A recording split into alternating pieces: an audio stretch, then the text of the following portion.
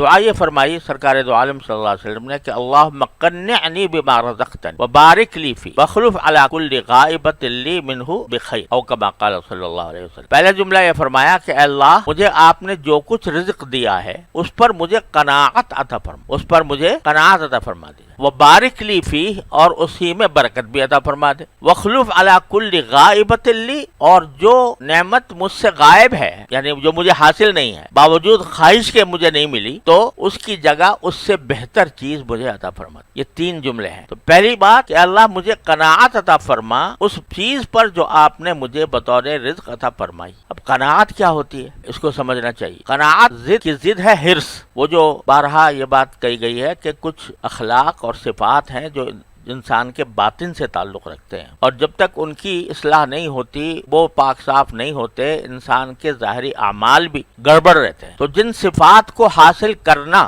ضروری ہے ان میں سے ایک ہے قناعت، اور قناعت جو ہے یہ اعضاء کا کام نہیں ہے، جوارح کا کام نہیں ہے، یہ دل کا کام۔ وہ جو قلباً سلیماً مانگا گیا تھا کہ قلب سلیم ہو، تو اس قلب سلیم اگر ہوگا تو اس پہ قناعت ہوگی۔ اور اس کی ضد ہے حرص، وہ ممنوع ہے۔ تو بعض اوقات انسان کو خیال ہوتا ہے کہ بھئی میں اگر ہم قناعت کا سبق دے رہے ہیں تو اس کے معنی یہ ہے کہ آدمی آگے بڑھنے کی کوئی کوشش ہی نہ کرے، یا اللہ جو کچھ مجھے ملا ہے بس اسی پر مجھے قناعت عطا فرما دیجیے۔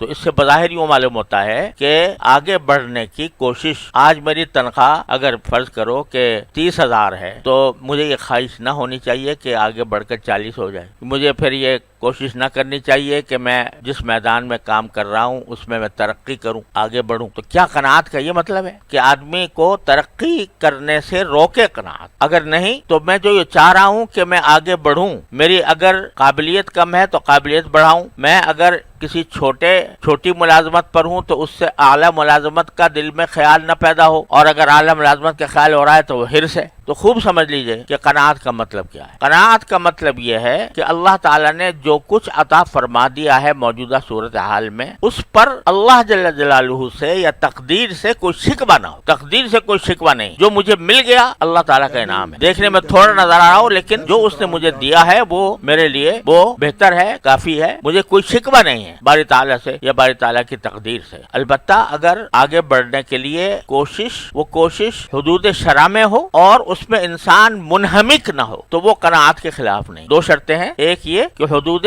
شرع میں ہو اور دوسرے یہ کہ اس میں انہماک نہ ہو۔ اس کو رسول کریم سرور دو عالم صلی اللہ علیہ وسلم نے ایک اور حدیث میں اس کی تفسیر فرمائی کہ اجملوا فی طلب توکلوا علیہ، کہ طلب کرنے میں کوئی بھی چیز طلب کر رہے ہو تو اس طلب کرنے میں اجمال سے کام لو۔ اجمال کے معنی یہ کہ ظاہری طور پر جو اس کا راستہ نظر آتا ہے جائز حلال، بس اس پر اکتفا کرو۔ یہ نہیں کہ دل پہ دماغ پہ دھن سوار ہو گئی کہ مجھے تو یہ مرتبہ حاصل کرنا ہے، مجھے منصب حاصل کرنا ہے، مجھے اتنی دولت بنانی ہے، میرا اتنا بڑا مکان ہونا چاہیے، اتنا بڑا بنگلہ ہونا چاہیے، اتنی بڑی کار ہونی چاہیے، بلکہ اجملوا فی الطلب، یعنی طلب میں اجمال سے کام لو۔ اجمال کے معنی یہ ہے کہ جو سیدھا سا راستہ ہے کوئی طلب کرنے کا وہ انسان اختیار کر لے، وہ جائز ہے، وہ قناعت کے خلاف نہیں۔ وہ کر کے پھر اللہ پر بھروسہ کرو کہ جتنی کوشش میں کر رہا ہوں وہ کوشش کس حد تک کامیاب ہوتی ہے اس کو اللہ تعالیٰ پر چھوڑ دو۔ جتنی تمہارے لیے مناسب ہوگی تمہاری طلب کامیاب ہو جائے گی، جو مناسب نہیں ہوگی تو تمہیں طلب کے بغیر نہیں ملے گا،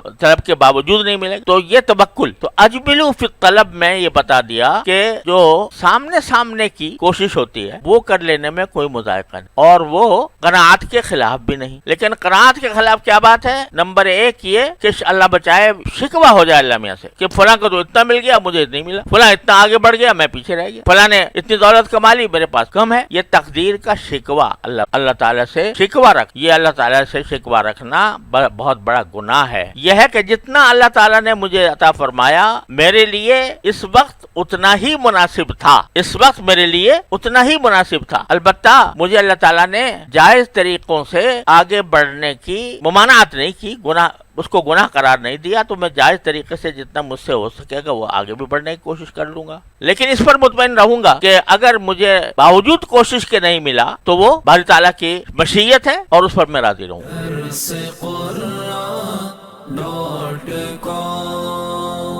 www.darsequran.com